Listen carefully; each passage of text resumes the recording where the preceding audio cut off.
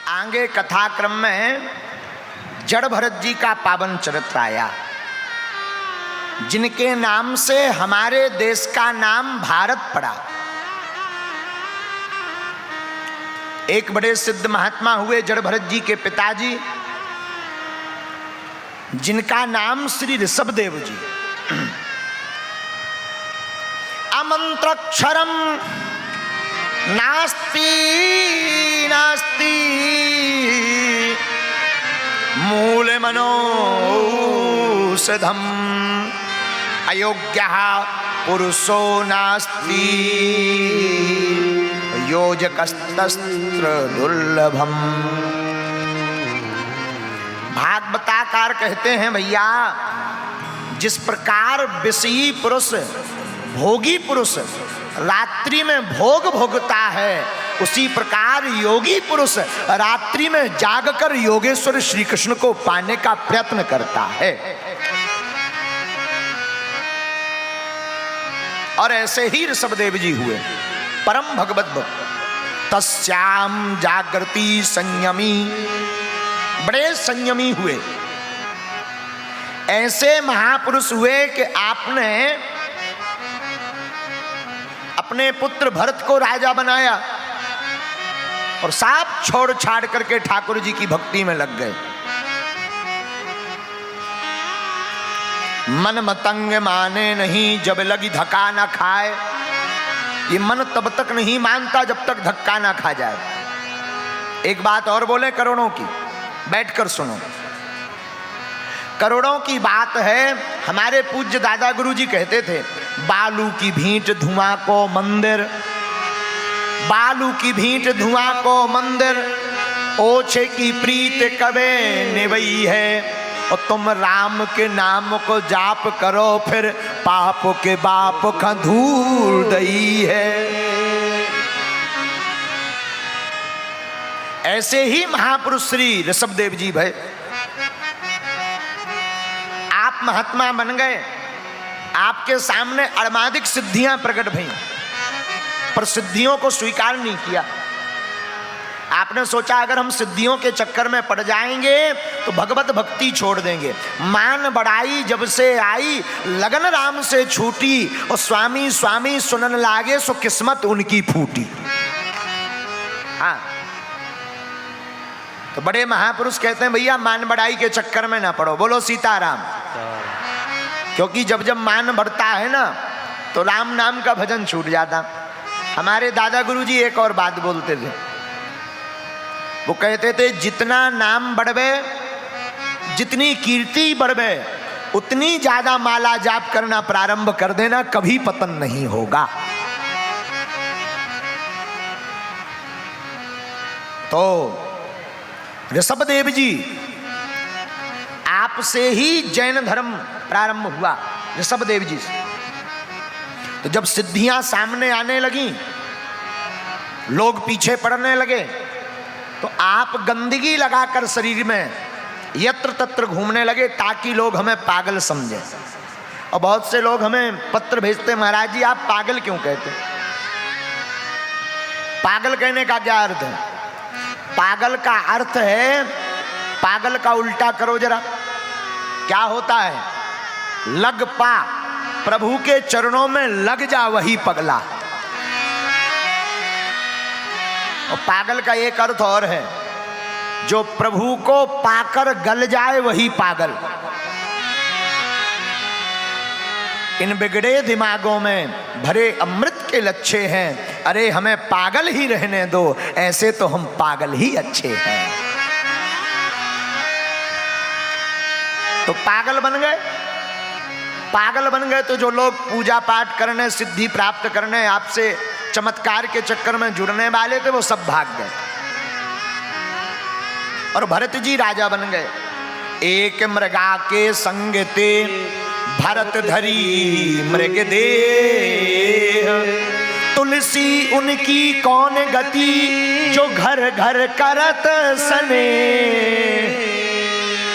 एक मृगा के संग के कारण भरत जी को मृग बनना पड़ा। तुलसीदास जी कहते हैं उनकी कौन गति, जो घर घर प्यार करत फिर रहो। हाँ, भरत जी राजा बने, आपके 100 पुत्र हुए।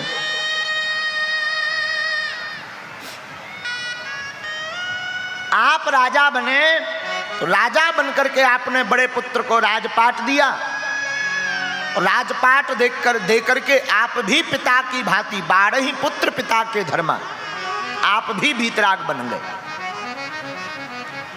वन में एक जगह आश्रम बनाकर रहने लगे, कुटिया में रहते थे।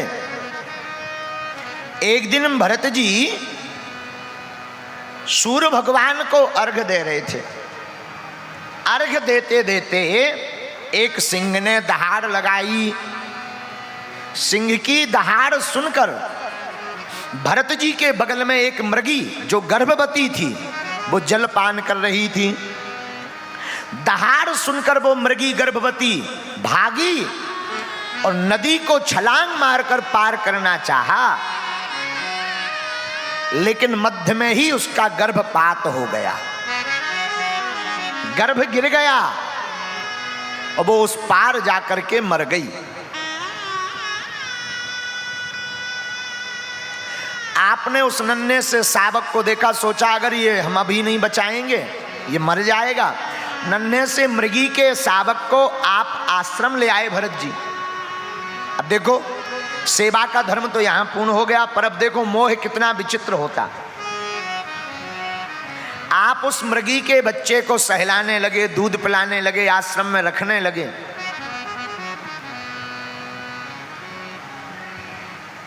एक दिन धीरे धीरे वो है मृगी का शावक बहुत बड़ा हुआ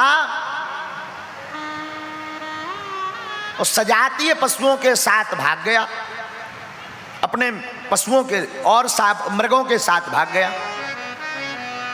आप 2 दिन तक खोजते रहे, जब नहीं मिला तो मृगी के शावक के प्रेम में आपने प्राण त्याग दिए। और भैया शास्त्र बहुत ऊंची बात बोलते हैं, अंते यामति सागति। अंत में आप जिसका चिंतन करते करते मरोगे, आपका दूसरा जन्म भी वैसा ही होगा। तो एक मृगा के संगते भरत धरी मृग दे, तुलसी उनकी कौन गति, जो घर घर करते सने। उनकी कौन गति? वो मृग का शावक भाग गया, भरत जी ने प्राण त्याग दिए, तो दूसरा जन्म भरत जी का मृग हुआ, मृग बनकर प्रकट भय। आहा, लेकिन ध्यान नहीं भूले, तीसरा जन्म एक ब्राह्मण के घर भर हुआ भरत जी का। 4 भाइयों में सबसे छोटे भाई। 2 बार तो गलती हो गई, अब भरत जी ने निर्णय ले लिया इस बार भूल नहीं करेंगे, भगवान का भजन ही करेंगे। पिताजी परिवार खूब कहता रहा कर्मकांड सीखो, पूजा पुराण पाठ सीखो, लेकिन भरत जी नहीं सीखे, भगवान के भजन में मस्त रहे। बोलो वृंदावन लाल की जय। जो भीतर बैठे तुम उन्हें भाग्यशाली हो, उनकी पूछो जो बेचारे बाहर 3 घंटे 4 घंटे से खड़े हुए, एक बार उनके लिए जरूर ताली बजाओ। ये असली श्रोता है जो बाहर खड़े हैं, जिन्हें बैठने नहीं मिला अगल बगल में, ये असली श्रोता हैं बागेश्वर धाम के, कि चाहे जो हो जाए पर कथा ना छूटने पावे।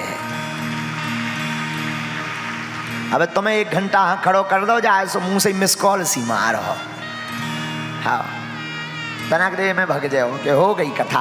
पर धन्य है दिल्ली वासी, धन्य है दिल्ली के भक्त, धन्य है दिल्ली पर ठाकुर का रंग। वैसे भी दिल्ली का एक नाम है इंद्रप्रस्थ नगर, पूर्व का नाम था इंद्रप्रस्थ नगर, पांडवों की नगरी है। यहाँ पर भगवान स्वयं कृष्ण आए, उसका प्रताप यह है कि दिल्ली में भगवान कृष्ण भक्ति अद्भुत है। एक बार जोर से ताली सब श्रोताओं के लिए। अद्भुत है, अद्भुत। हम तो पहले भी बोल चुके दरबार में, फिर बोलते हैं, हमारा तो अब कई बार मन हो रहा कि यहाँ कथा करते रहना चाहिए। हाँ, अगली बार फिर आएंगे। अब अगली बार राम कथा सुना भी। अब कब आएंगे ये पक्का नहीं है, पर आएंगे। हो गए भव से पार। सुनाए एक भाव। भरत जी फिर बाद में तीसरे जन्म में इनका नाम पिताजी ने जड़ भरत रखा और भगवती भद्रकाली के इन्हें साक्षात दर्शन हुए और राजा रघुगण को इन्होंने उपदेश दिया और इनका आत्म कल्याण हुआ। इस कथा से सीख मिलती है कि अंत समय में भगवान का नाम कैसे भी लेना चाहिए।